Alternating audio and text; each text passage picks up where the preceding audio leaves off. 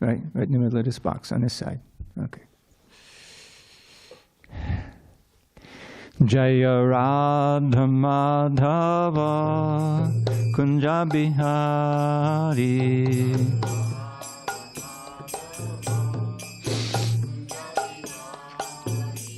Jaya Radha Madhava Kunja Bihari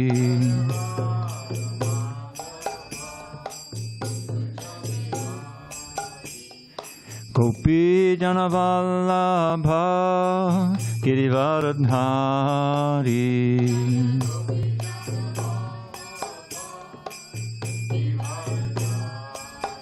Jaya Gopi Janavallabha Girivaradhari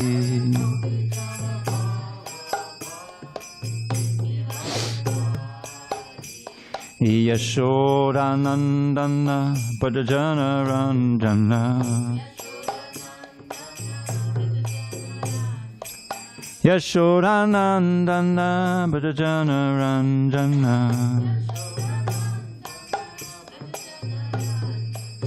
Yamuna Tiravanachari Yamuna Tiravanachari Hare Krishna Hare Krishna Krishna Krishna Hare Hare Hare Rama Hare Rama Rama Rama Hare Hare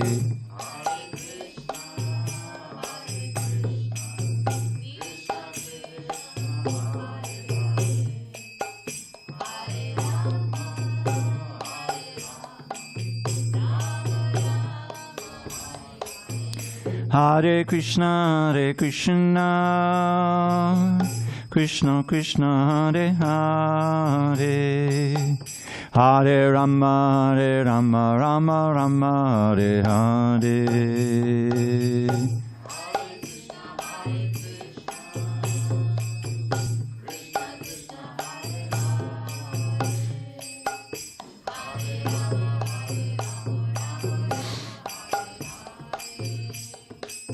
Hare Krishna, Hare Krishna, Krishna Krishna, Hare Hare, Hare Rama, Hare Rama, Rama Rama, Hare Hare.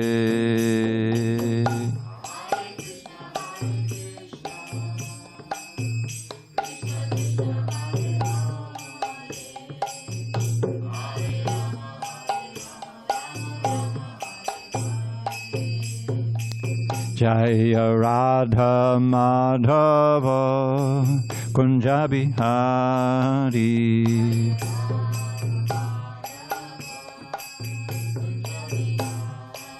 Jaya Radha Madhava Kunja Bihari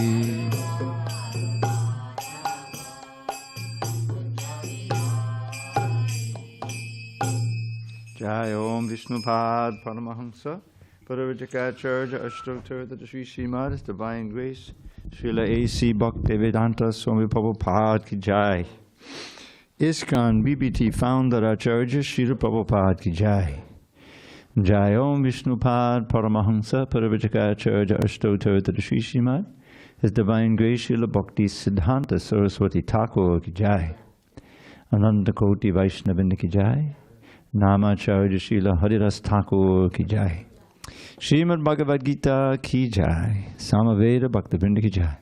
All glories to the assembled devotees. All glories to the assembled devotees.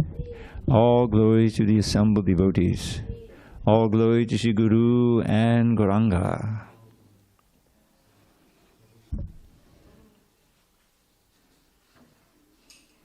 Okay, just give me a second here.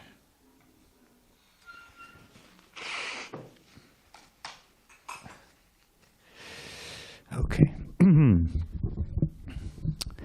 Om Namo Bhagavate Vasudevaya. Om Namo Bhagavate Vasudevaya. Om Namo Bhagavate Vasudevaya.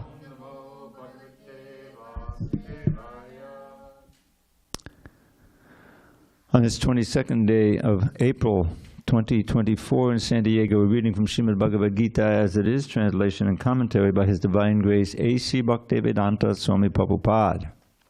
And we are finishing up chapter 6, Dhyāna-yoga, the yoga of meditation. Text number 47. Is it not?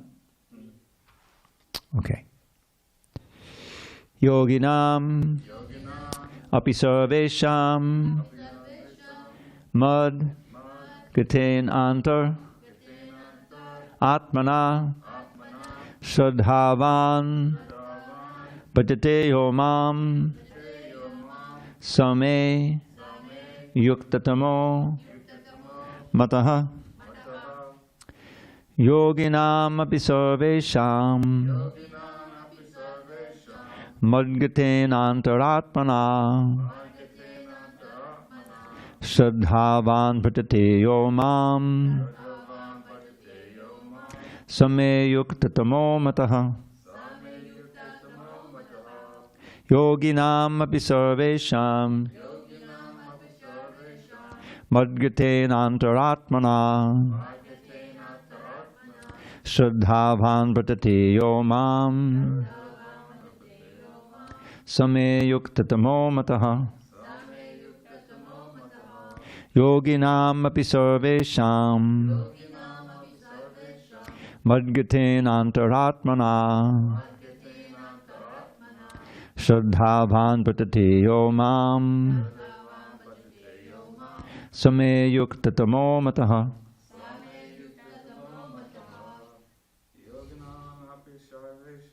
yoginam api sarvesham madgaten antaratmana shraddhavan bhajate yomam same yuktatamo mataha yoginam api sarvesham madgaten antaratmana shraddhavan bhajate yomam same yuktatamo mataha. Anyone online? I assume you don't want to try. Not yet. Okay.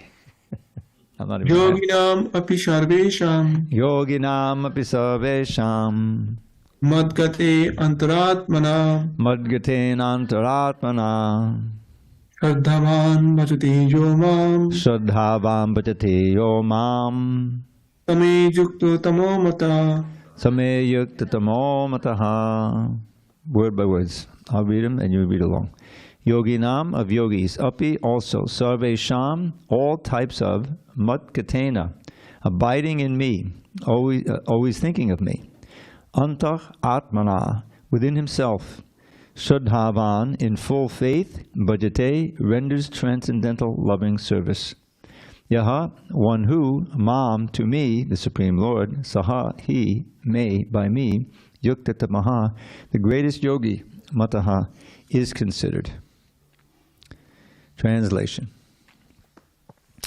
And of all yogis, the one with great faith who always abides in me, thinks of me within himself, and renders transcendental loving service to me, he is the most intimately united with me in yoga and is the highest of all. That is my opinion. Purport. The word bhajate is significant here. Bhajate has its root in the verb bhaj, which is used when there is need of service. The English word worship cannot be used in the same sense as bhaj. Worship means to adore or to show respect and honor to the worthy one. But service with love and faith is especially meant for the Supreme Personality of Godhead. One can avoid worshipping a respectable man or a demigod and may be called discourteous, but one cannot avoid serving the Supreme Lord without being thoroughly condemned. Every living entity is part and parcel of the Supreme Personality of Godhead, and thus every living entity is intended to serve the Supreme Lord by his own constitution. Failing to do this, he falls down. The Bhagavatam 11.5.3 confirms this as follows. Yaesham Purusham Sakshad Atma Prabhavam Ishwaram Nabhajanti Stanad Brashta Patantyadaha. Anyone who does not render service and neglects his duty unto the primeval Lord, who is the source of all living entities, will certainly fall down from his constitutional position. In this verse also the word bhajanti is used. Therefore bhajanti is applicable to the Supreme Lord only, whereas the word worship can be applied to demigods or to any other common living entity. The word avajananti, used in this verse of Srimad Bhagavatam, is also found in the Bhagavad Gita, avajananti ma mudha. Only the fools and rascals deride the Supreme Personality of Godhead, Lord Krishna. Such fools take it upon themselves to write commentaries on the Bhagavad Gita without an attitude of service to the Lord. Consequently, they cannot properly distinguish between the word bhajanti and the word worship.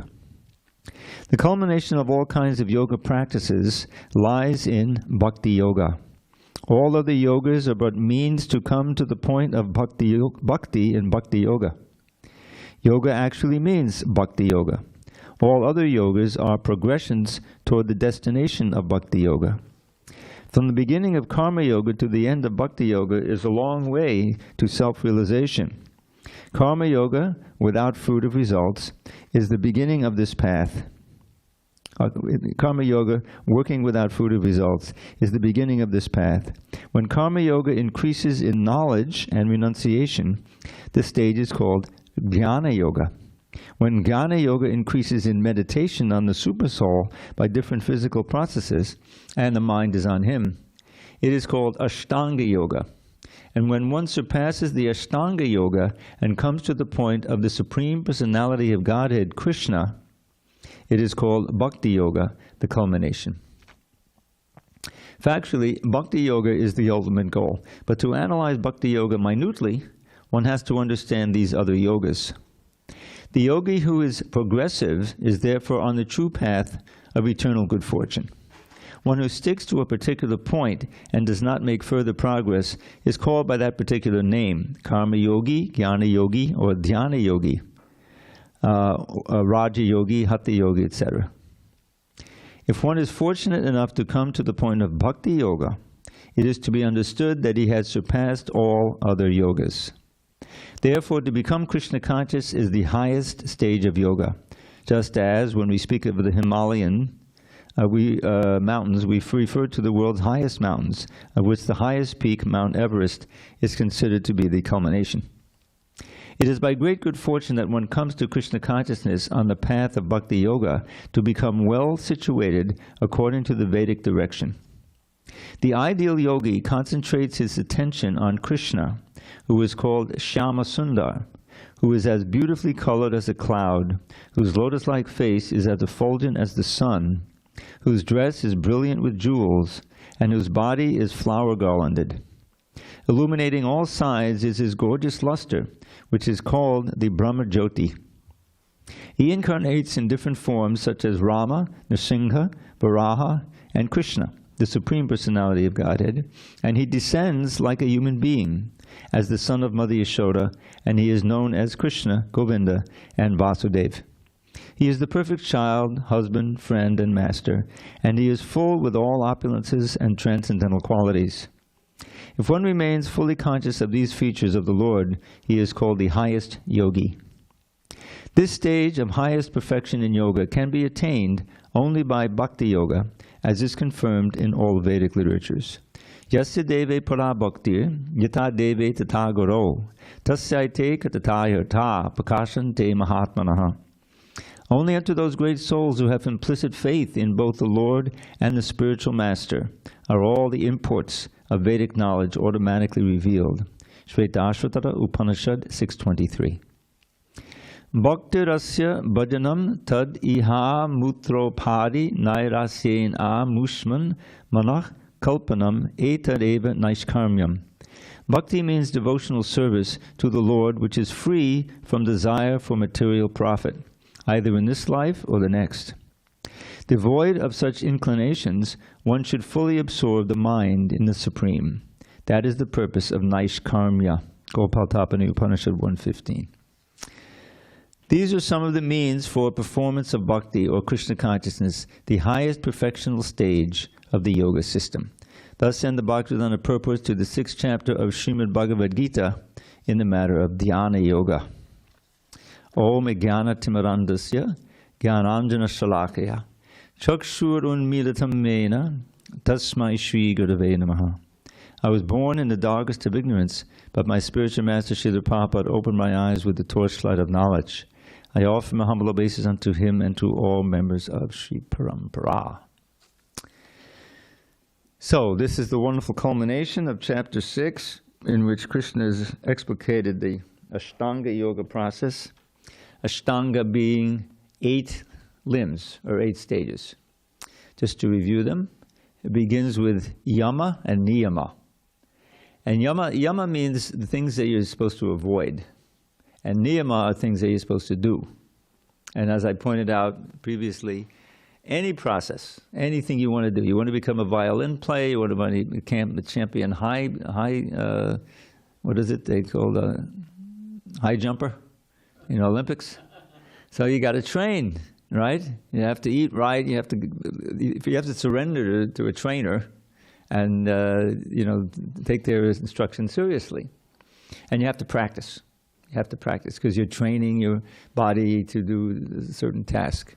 And if you're successful, you follow the high jump marg, then you can get the result, a gold medal in the Olympics. Only a few get that, but you become exalted, you become a champion, you can get advertising revenue, whatever.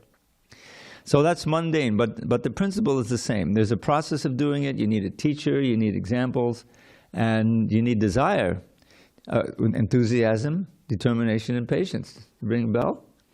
That's verse 3, verse 2, actually, in the Nectar of Instruction.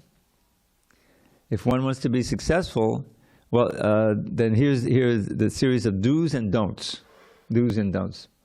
Don't over-collect, don't overeat, don't over-endeavor for material things, don't associate with non-devotees,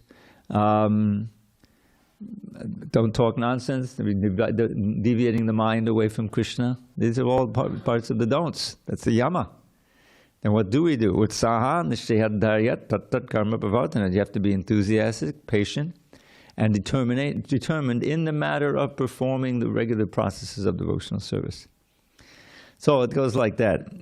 But of course, any of these other processes that are simply material are ultimately disappoint you, because the general principle of life in this world, not just for human beings, but every living being, is that we want to try to increase our happiness, our pleasure, our comfort, or like that, and decrease the negatives, the pains.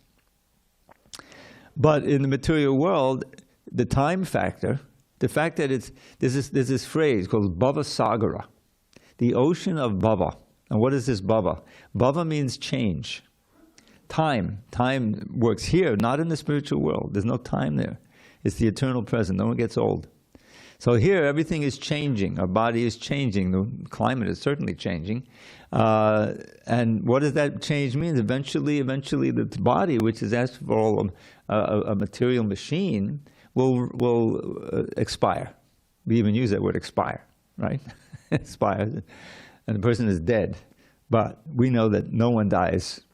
That's a very important point. The lesson number 1, you don't die. I gave this little ditty. I know Baxter hasn't heard it yet. The body. Now, as you pronounce, because I'm into the language, the English language. So the word EVERYBODY. We always use this word, right? It's actually pronounced everybody, right? But then you can also say every body, 2 words. So the difference between everybody and everybody. Everybody dies, nobody dies. See the thing? Everybody dies, nobody dies. Wake up and open your eyes. You're not that body. You're a pure spirit soul. Chant the holy name and attain life's goal. And what is that life's goal? No more material bodies. To break out of this ocean of samsara, which is birth and death, birth, old age, disease, and death. I like to put them in that order because that's what they do. Birth, old age, disease, and death. Birth, old age, disease, and death. We've been going around and around for millions and millions of births. And by the mercy of the super soul, we forget. Does anyone here remember his last birth? I don't, right? But it happened. And not only the last birth, but the last 10,000 births. It's all in the memory hole, so to speak. We don't know it. And that's a blessing, otherwise we couldn't live. We couldn't survive. To remember all those diseases and deaths and being eaten up by the lion and So that's the inevitable, that's called the Bhavasagar, the ocean of change, birth, old age, disease, and death. We want to get out of that ocean. We're struggling in the ocean. Sometimes it's compared to a forest fire, which is very dangerous, right, and destructive and terrifying. And sometimes to an ocean, meaning that we're flailing around in this ocean, just trying to keep our head above water, So I'm going to, since every so often they ask me to give the Sunday feast. So next time I give the Sunday feast lecture, I'm going to talk about the different boats in the Bhagavatam. So I'll give you the first verse about the boats. Maybe I'll give you a couple more too. So this is one of these verses in the Bhagavatam which is meant to encourage us to take up the process of bhakti, and make our life successful. So I forget it. I think Krishna speaks this. Yes, Krishna speaks this verse. It's probably in the 11th canto. Nirdehamadhyam sulabam sudurlabam plavam sukalpam gurukarnadharam mayanukuldena nabasviteritam puman bhavabdim nataret sa atmaha. So this is one of these verses in the Bhagavatam that really all the stops are pulled out. It's telling it like it is, So the first is very encouraging. Nrideha means the human body. The word nra, N-R, with a dot under it, that's a vowel, is short for nara. And that's why we have Nrsingadev, Narasingadev, a combination of a human being, nara, and a singha, which is a lion. Becomes Narasingha or Nrsinga. So Nradeham or Naradeham means human body. Nradeham Adyam. Now the word Adya means full of all kinds of auspicious facilities. All these lower animals, these poor animals, the dogs and the cats and the birds, they can't take up bhakti. They don't have the intelligence. They're just built to try to survive for a little while and then move up, up, up until they come to the human form. So human form is very valuable, full of all kinds of facilities, especially the higher intelligence. So, and then it's a play on words. Krishna is great at playing with words. Two opposite words, sulabam, sudurlabam. Sulabam generally means easily attained, and sudurlabam means very difficult to attain. But in this case, the word sulabam means you automatically get it. Everyone keeps coming up to the human form of life. But if in the human form of life we become demons, we don't have even an inkling of the contact with Krishna's, then the human life is tragically wasted in sense gratification, and we go down according to the degree of our sinful activity. That's the law. That's the law of nature, law of God. So, but here's God Himself encouraging us. It says Nirdehamadhyam sulabam sudurlabam. It's rarely attained, but it's automatically attained. So everyone gets one. Human body. Plavam sukalpam. Very nicely constructed boat. Plava means boat, to take you across the ocean of birth and death. Plavam sukalpam. Very old facility. But you need a captain. Guru Karnadaram. The qualified spiritual master, as a preceptor, is the Karnadara. Karnadara is a word that means captain. So you got a good captain of the ship, you got a very good ship to go across the ocean. Then it's a sailboat. It's one of those old sailboats, no motors. You need favorable winds. Krishna says, I provide those by speaking the Vedas, Vedic knowledge, Bhagavad Gita and so forth.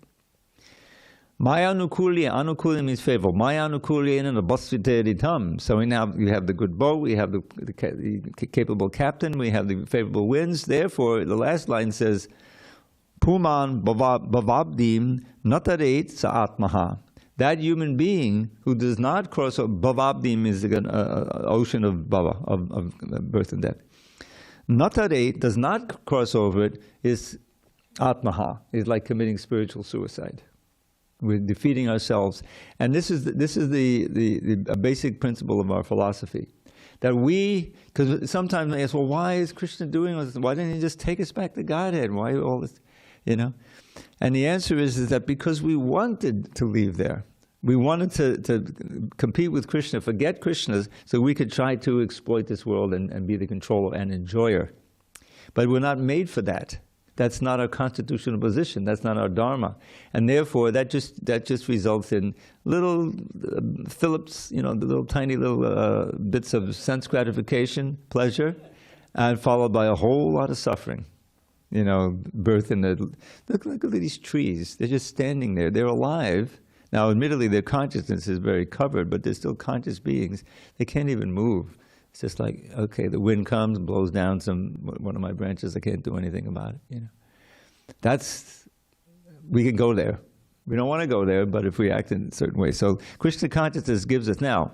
If you do a little Krishna consciousness, a little chanting, even one of my Gita classes, the most auspicious thing, we're reading Prabhupada's words. So that even if I don't know what I'm talking about, we get Prabhupada's words. So it's very auspicious. You won't become an animal. You're saved already. You're going to become a human being, and you'll continue with your bhakti in the next life. So all that's left is for us to make as much progress as possible in this life, and possibly even go back to Godhead at the end of this life. It's possible. It's difficult, but it's possible. But if we don't, then one or two more births. We've been millions of births, so it's all very auspicious. Our life has become auspicious. Now, so that's the one boat verse. Now here's another one. In this case, the boat is this human body itself, right? So this next one, the boat is Krishna's lotus feet. Samashataye padapallava plavam mahat padam punyasho marare pavambude vatsapadam param padam yad vipadam natesha. Probably love that verse, so there's so many padams. So samashata, full shelter. One who takes full shelter of the lotus feet of Krishna. Now, he has so many pastimes. One of his pastimes, he killed this Mura demon. You read about it in the Krishna book. And so he's known as Murari. Ari means enemy. He was the enemy of the Mura demon. He killed that demon. So that's the name used in this verse. One who takes full shelter, sam ashrita. The word sam, just as the word sankirtan. Kirtan means chanting together, but sankirtan means complete chanting, many devotees together. You see, maybe one or two devotees kirtan, or even one devotee can do kirtan, but sankirtan. So samashrita means full shelter, taking full shelter of the lotus feet of Murari, Krishna. Padapallava, which are just like lotus flowers, his feet of Padapallava plavam. Mahatpadam. Now this has two meanings. Mahat can stand for Mahatma, meaning the place where all the Mahatmas take shelter, the lotus feet of Krishna, meaning that they serve and they practice bhakti. Or it can be in the place the whole universe is resting on him. So in one sense, his feet are the place where the Mahat Tattva, which is the full aggregate of all the material elements, its subtle and gross elements, that's called the Mahat Tattva. It's the raw materials for producing this universe, which is described in several places in the Bhagavatam. So Mahatpadam, now here, Punya Yasho Murari. Punya Yasha means just by glorifying him or hearing his glories, you get pious credits. We're getting good bhakti points just by glorifying Krishna or hearing Krishna. That's the Punya Yasho Murari. So what happens if you take shelter of that boat? Bhavambudeya Vatsapadam. So it's kind of a paradox. As soon as you take shelter of that boat to cross the ocean of samsara, vast ocean, birth and death, that water shrinks down to the water in a calf's footprint. So you don't need the boat. You can just cross, you can just walk over it. So it's a boat that if you mount it, you don't need boats anymore. Anyway, Bhavambude vatsapadam. In other words, you easily cross over this ocean if you're safely at Krishna's lotus feet through service, through meditation and service in Krishna consciousness. Vatsapadam, the foot of a calf. Parampadam, because you've already gone by taking shelter of those feet. Even if you're physically in the material world, if your consciousness is at the lotus feet of Krishna, means serving, meditating on Krishna, you're already in the spiritual world, even though your body may be in the material world. This is, the great devotees, they're living in two places at once. Parampadam. And then here, the wonderful last line. Padam padam yad vipadam natesham. For them who have crossed over in this way by taking shelter of Krishna's lotus feet, the boat of Krishna's lotus feet, not this place full of danger at every step is not meant for them.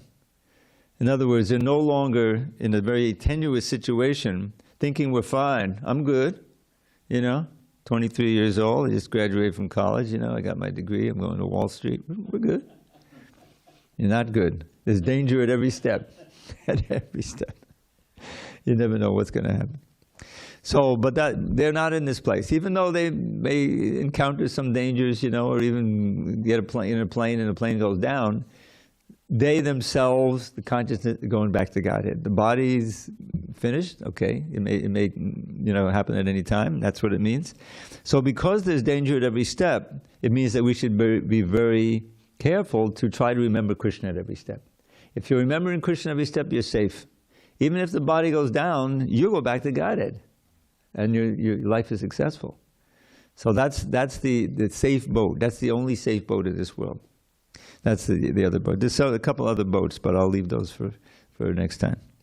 So the whole point of this verse is that Arjuna represents us. He's the questioner, and he's the one who's paralyzed. I don't know, what am I going to do, So we need instruction. We're getting it from Krishna. He's getting it from Krishna. We're listening in. So Arjuna has been taught different kinds of yoga, right? He's taught karma yoga. Karma yoga basically means that you don't try to enjoy the fruits of your activity. You give as much as possible of it to Krishna. And so while you're working, after some time, you're thinking, oh, this is for Krishna, and I'll just keep a little bit for maintenance. That's karma yoga. That's the first stage. And Jnana yoga means that you're studying the philosophy more and more so that you're applying that and you understand more why and you understand more about Krishna as you work. But it's not yet bhakti yoga. It's intellectual, philosophical inquiry. And then we just had Dhyāna yoga, where you're actually trying to fix the mind on Krishna. But just sitting and trying to do that is artificial. We have these senses, we have this mind, we have all of these things, and each one, all of them are saturated with the modes of nature because we didn't know anything for so many lifetimes. But under good instruction and by applying our intelligence, strengthening the intelligence through hearing and chanting, this philosophy, then we know, okay, I have to do this and I can't do this. And because are related to, this is why the preceptor is so important, because it's a personal thing. You take vows. Your name is changed, all of these different things. You take and by chanting the holy name, you get the spiritual strength to follow these things that before you couldn't imagine yourself doing, giving so many things up and taking so many things on. It becomes possible at your own speed, but with determination. So you're moving forward. So Arjuna, this chapter, there's many good instructions in here for us. So such as Udadet atmanatmanam, natmanam avasariyet. Atmaivyatmano bandhur, atmaivyariparatmanaha. One should not degrade himself by the mind. One should uplift himself by the mind. The mind is the best friend of the living entity and his worst enemy as well, depending on what we fill it with, what we choose to put in there. And because we're conditioned, we tend to lean toward various kinds of gross and subtle sense gratification. And so, but understanding through the intelligence and association with devotees and hearing the Shastra, the Guru and the Sadhus, we said, no, I'm not doing that anymore. And by praying, this is actually a prayer, the Hare Krishna mantra. Oh Radha, oh Krishna, please engage me in your service. Please engage me in your service. So if we're sincerely praying like that, then the spiritual strength to act properly, and to give up those things we should give up and take on those things we should take on, at our own speed, at the speed we can do it, will be given to us by Krishna. Always remember, He's with us in the heart all the time. And He's ready to give us good instruction.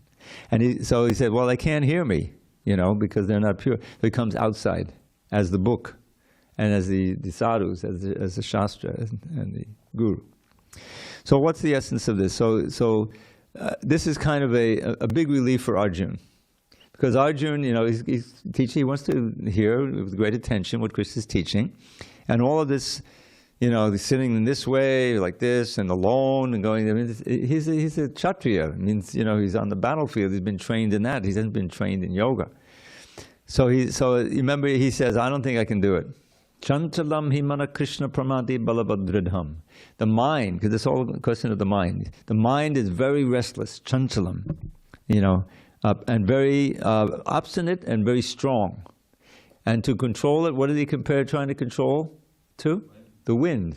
Powerful. We've had some big strong winds here. I was taking my walk the other day, I could hardly walk. It was like a 50-mile-an-hour wind. I said, well, what is this? This is not San Diego. Anyway, so, we've had experience here. And I always give my, example of my life in Miami.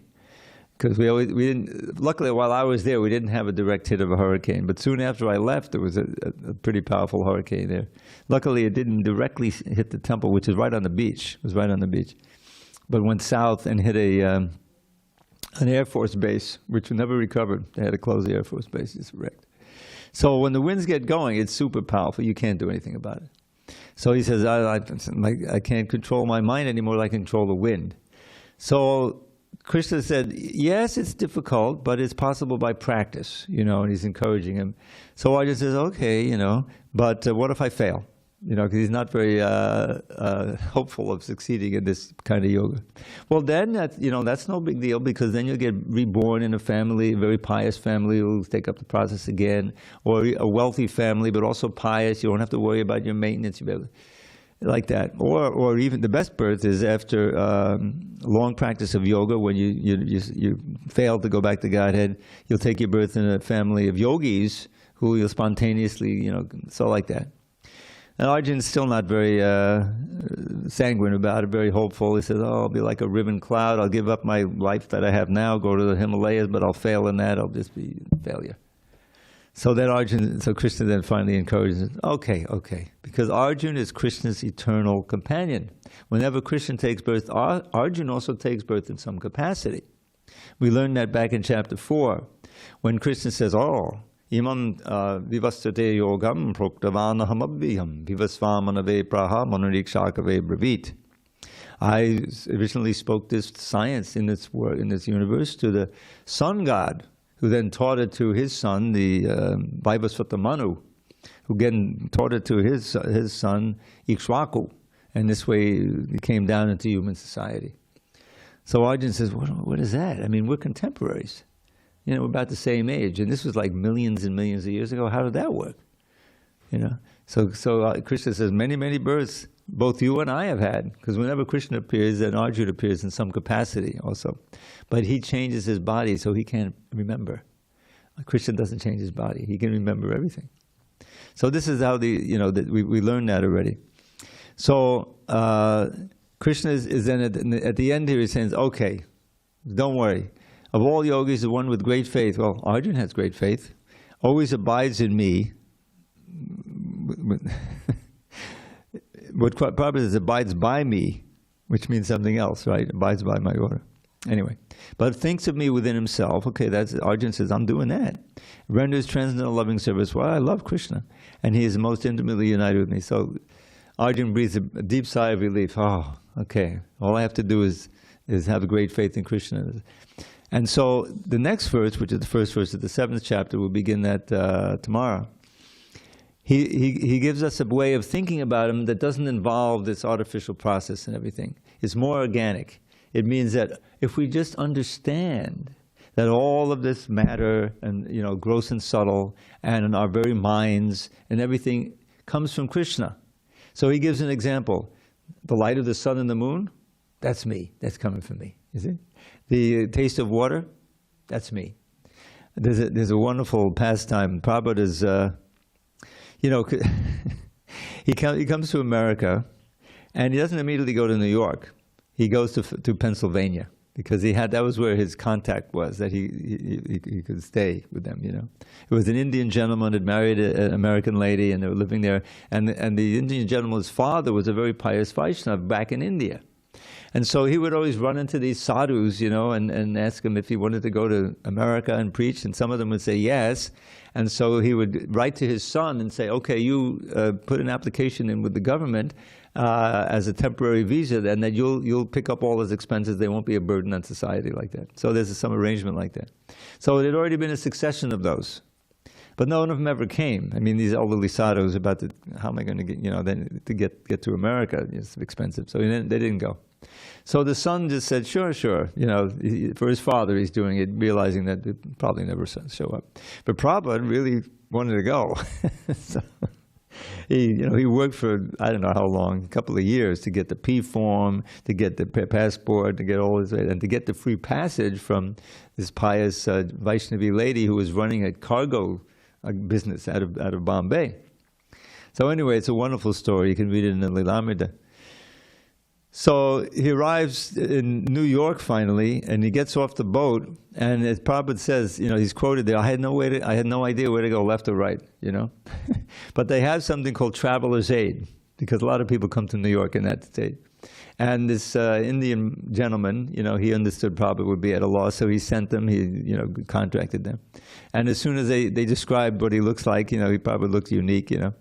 So he was able to then take him to the bus station. What is it called? What is it? Not Greyhound bus station. Port Authority, it's called. Port Authority. So anyway, so he's on this bus and he goes to Pennsylvania, you know, and he's watching and he's seeing you go through New Jersey. I used to live in New York, in Pennsylvania. And there's all of these refineries, you know, it's like Ugra Karma. Suddenly there's this big industrial development Prabhupada seeing he's going through, you know. Describes it. And again, Western Pennsylvania, it's near Pittsburgh, but it's in the suburbs, you know, so it was a nice place for Prabhupada to land and kind of get his bearings. But he didn't want to stay there, you know, and he made his way back to New York, to Manhattan. And he had one contact there, Dr. Mishra, who was a yoga teacher. He had established himself. And he took shelter there. And he was given a place to live, and he could cook, and he cooked for the doctor, for the Dr. Mishra. And later on he said, oh, he practically saved my life with that cooking, you know, because it was very healthy. But even that, you know, wasn't really what he was after. There was very few followers. He couldn't preach to the doctors, you know, his students, because he saw that they were getting attracted to Prabhupada, and he didn't want that. So he anyway, it's a whole stuff. So finally, Prabhupada, he dictated the introduction to this book. Someone gave him a reel-to-reel tape recorder. I don't know if you even know what they are anymore. You know, they're kind of outmoded. But they're these big things with these big reels of tape. And he was shown how to use it. And so he dictated that, and it's wonderful. We printed it as a separate book, actually, this introduction. But then someone broke into his little place that he had been provided for and stole the tape recorder. Lucky they didn't steal the tape, which is really the most valuable thing. But Prabhupada he didn't want to stay uptown anymore. But by that time, there was some contacts downtown. This place called the Paradox Restaurant. I used to eat at the Paradox Restaurant because I lived right there for a year in '68, a couple of years late. But anyway, so they brought him downtown, and they put him up in a loft in the Bowery. The Bowery, you think of all the homeless people here. You know, it's a place where all the homeless people in America would come to at that time, you know. And derelicts means people who they just drink and they pass out on the street, you know. So Prabhupada's living in this place. Sometimes he had to ask the derelicts to move over so he can get into his door and walk up, you know, an old man walking up 3 or 4 flights till he was living in this, it's called a big loft, or a big open space.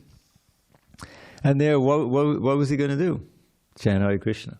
That's the big thing. He would play this little drum and do a kirtan. You can imagine the potency of that kirtan. You know, it's pure devotee chanting. And you had musicians like Michael Grant, who became Mukunda Maharaj, and a couple other, you know, who were fascinated by it. And as soon as they start chanting, you undergo changes, you know, and you become attracted to hear the philosophy. So this is how it all started. And it was Michael Grant who knew the village, the east and west village. He got the village voice. He was standing out there when it was first printed, and he looked up in the places that are for rent, and he found this one place, this nice storefront at 26 2nd Avenue, and that was the first real center. So it was, Prabhupada is living the Bhagavad Gita. He's living. He's at this stage where he's always with great faith, abiding with Krishna, always thinking, relying on Krishna, and for everything.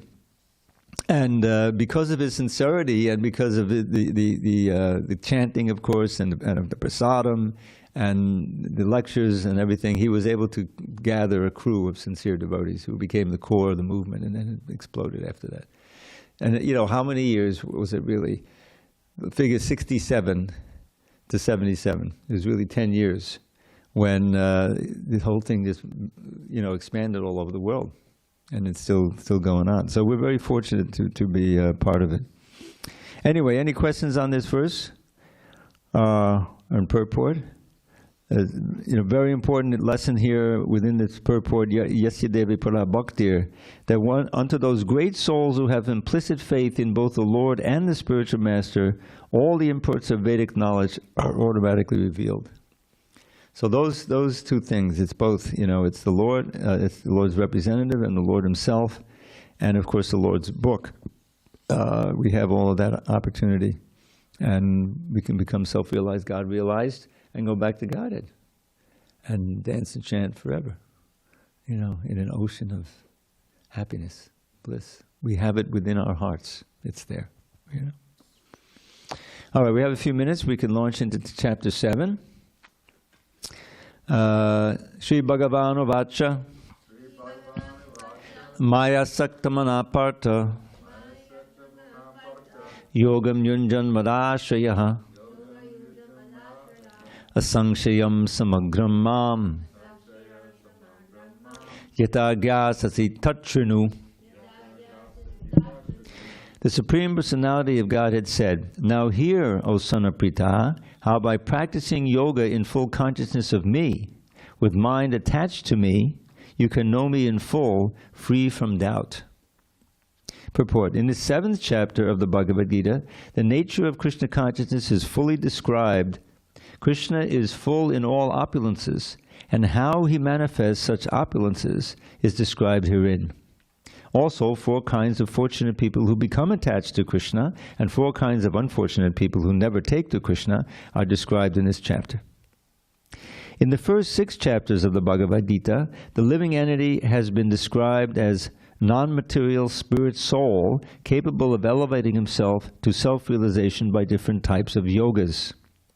At the end of the 6th chapter, it has been clearly stated that the steady concentration of the mind upon Krishna, or in other words, Krishna consciousness, is the highest form of all yoga. By concentrating one's mind upon Krishna, one is able to know the absolute truth completely, but not otherwise. Impersonal Brahmajyoti or localized Paramatma realization is not perfect knowledge of the absolute truth, because it is partial. Full and scientific knowledge is Krishna, and everything is revealed to the person in Krishna consciousness. In complete Krishna consciousness, one knows that Krishna is ultimate knowledge beyond any doubts. Different types of yoga are only stepping stones on the path of Krishna consciousness. One who takes directly to Krishna consciousness automatically knows about Brahmajyoti and Paramatma in full. By practice of Krishna consciousness yoga, one can know everything in full, namely the absolute truth, the living entities, the material nature, and their manifestations with paraphernalia. One should therefore begin yoga practice as directed in the last verse of the 6th chapter. Concentration of the mind upon Krishna the Supreme is made possible by prescribed devotional service in 9 different forms, of which Shravanam, hearing, is first and most important. The Lord therefore says to Arjuna, Tatrinu, or hear from me. No one can be a greater authority than Krishna, and therefore by hearing from him, one receives the greatest opportunity to become a perfectly Krishna-conscious person. One has therefore to learn from Krishna directly, or from a pure devotee of Krishna, and not from a non-devotee upstart puffed up with academic education. In the Srimad Bhagavatam, this process of understanding Krishna, the Supreme Personality of Godhead, the Absolute Truth, is described in the second chapter of the first canto as follows. These are, I don't know what to say, seminal verses. They're repeated. Prabhupada gave lectures on all of them, and others in that series, and we made a book out of it. His comments called the Dharma, the Way of Transcendence. You can try to get a copy.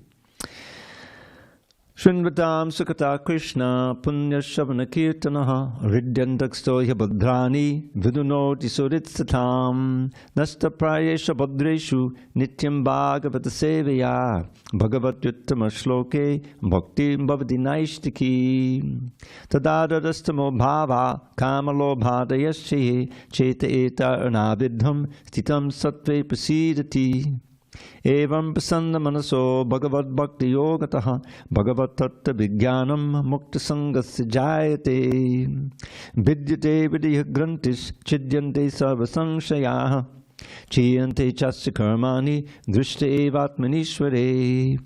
To hear about Krishna from Vedic literatures or to hear from him directly through the Bhagavad Gita is itself righteous activity.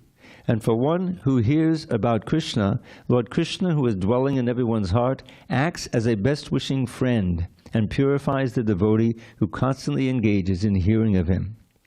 In this way, a devotee naturally develops his dormant transcendental knowledge. As he hears more about Krishna from the Bhagavatam and from the devotees, he becomes fixed in the devotional service of the Lord. By development of devotional service, one becomes freed from the modes of passion and ignorance, and thus material lust and avarice are diminished. When these impurities are wiped away, the candidate remains steady in his position of pure goodness, becomes enlivened by devotional service, and understands the science of God perfectly.